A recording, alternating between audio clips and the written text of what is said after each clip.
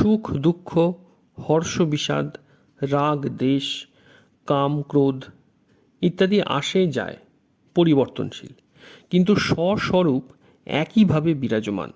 সাধকরা এই মস্ত ভুল করে বসেন যে তিনি স্বস্বরূপকে না জেনে এই পরিবর্তনশীল দশাকেই দেখে থাকেন, বহমান দশাকে স্বীকার করেন, কিন্তু স্থির স্বস্বরূপকে স্বীকার করেন না।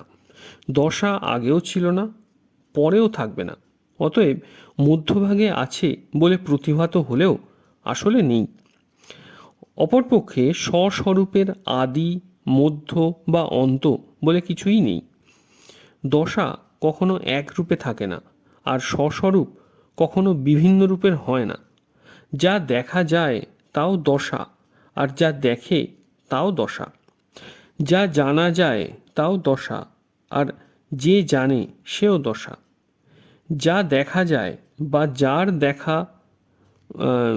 দেখা যায় সেটি যেমন সত্তা নয়, তেমনি যা জানা যায় বা যার দ্বারা জানা যায় সেটিও সত্তা নয়। দৃশ্য এবং দর্শনকারী এসবই দশার অন্তর্গত। দৃশ্য এবং দৃশ্যের অবলোকনকারী থাকবে না, কিন্তু স্বয়ং থাকবে।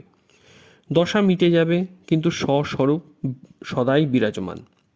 তাৎপর্য হল যে দৃশ্যের সঙ্গে সম্পর্ক হলেই স্বস্বরূপকে দ্রষ্টা বলা হয়। যদি দৃশ্যের বা দেখার সঙ্গে সম্পর্ক না থাকে, তাহলে স্বস্বরূপ থাকলেও তাকে দ্রষ্টা বলা যায় না।